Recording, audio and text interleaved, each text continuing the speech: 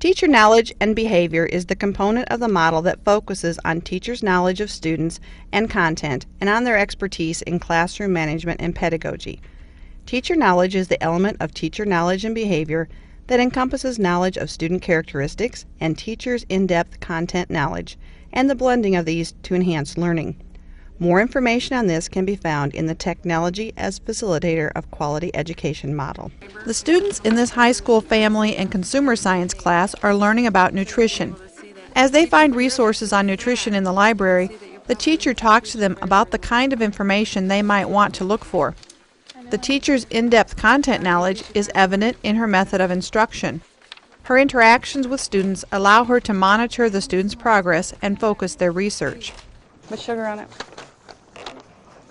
Did you have any fiber for breakfast this morning?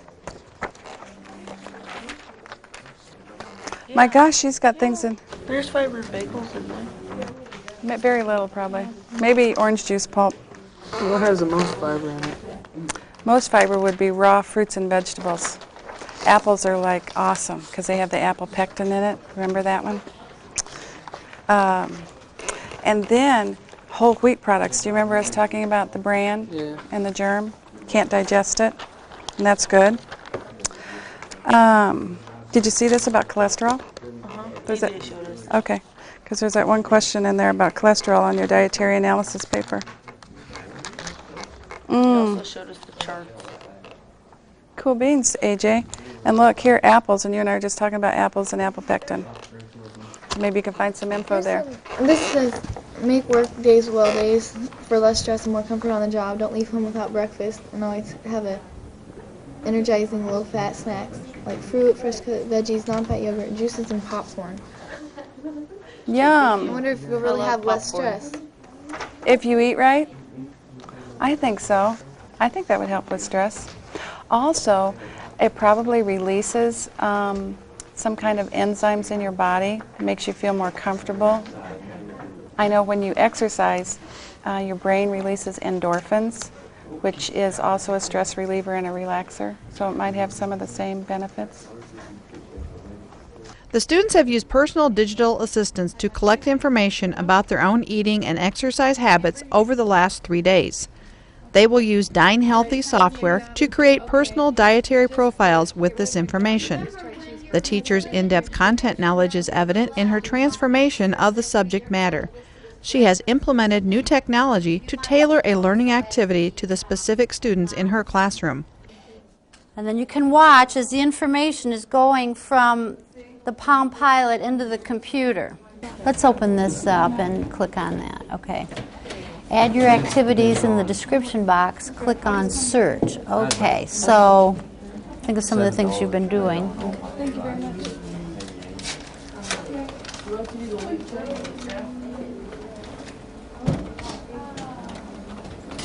Okay, and then you've got some options there to decide which one. So click on one. Okay. And then hit add. You must enter a time for this activity before adding it. Okay, so how long did you spend playing golf? 30 minutes. Half hour? Okay. Put in, well, you're just going to put your 30 in there. All right. 215 calories used in that half hour. That's good. The teacher shows knowledge of student characteristics by addressing her students' logical, mathematical intelligence. The students analyze their personal profiles and compare them with a recommended diet. It's like one. That's okay, blah, blah, Just to blah. separate the foods that you're in 3 columns. Right. Recommend 50 to 50. 10% or less should be simple sugar, 45 should be Use the pie chart and compare your values. What changes will you make? I'm saying this. We just put 1 down for each carbohydrate? Yeah. You don't put more than 1? No. That's my problem, maybe. Okay. Okay, now, do you want me to show you something? What? Look here. Now that you've analyzed all that, now if I would have told you the easy way right off the bat, it wouldn't have had such a meaning for you. But if you look down here, total carbohydrates, it tells you how many grams you had and simple sugar. So if you add those two together. And divide it by that? Yeah. All right. What do you have? 4.36. What's that eating? What's that for? 4.36%.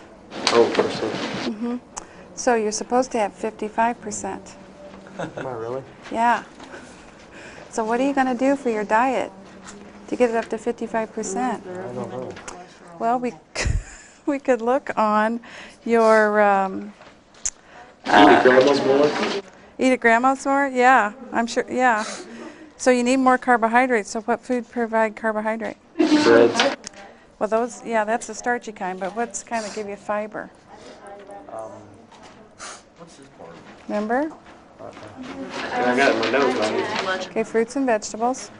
And where's your extended printouts? Over here? Let's look through there. I bet that'll give you some suggestions. The teacher demonstrates knowledge of student characteristics by addressing the student's visual spatial intelligence. Dine Healthy software allows the students to view nutritional data in the form of charts and graphs. The graphics help the students visualize the percentages and measures of nutrients in various foods and in their diets. Percentage for my added sugar. Maybe you didn't have any in there. 30, that adds up to 44, 50, 60. Well, it'd be maybe less than 10%. So about 8. Yeah, or you can just say less than 10. Okay, so you got that, so we can log off of there again. The teacher's in-depth content knowledge is evident in her evaluation of the student's comprehension. She circulates among the students, asking questions to make sure they have understood the assignment. I have a feeling that your last answer, you don't have it filled out correctly. Which one? Because I know you're awesome, but I just got to check and make sure. I mean, this is your percent? I didn't have any percentages on my printout. All right, I need to show you how to figure it, but yeah, you did that right. Did you list all yours too? Okay, let me show you something here. Like for vitamin A, you need to have 700 milligrams or more, and you had 1 milligram of vitamin A. So if you divide 1 by 700, you're going to have like 0.007%. That would be your percentage. Okay. And is oatmeal the only food that had vitamin A in it? Oh, you want all of them? In the cooking lab, the students prepare healthy snacks that are consistent with their research on nutrition. The teacher demonstrates knowledge of student characteristics by giving the students opportunities to use their bodily kinesthetic intelligence. As they prepare their recipes, the students use their coordination and dexterity to measure and combine ingredients.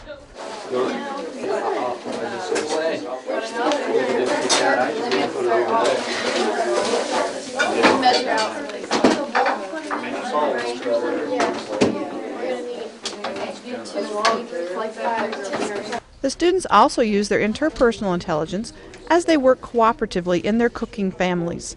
The members of each group have specific duties, yet they all have to work as a team. I did her last Okay, time. I'm the What human you are? resource director because it's the person that writes and you guys want me to write. So who do you Alright, so want let's to be, switch that. AJ or We'll be the chefs.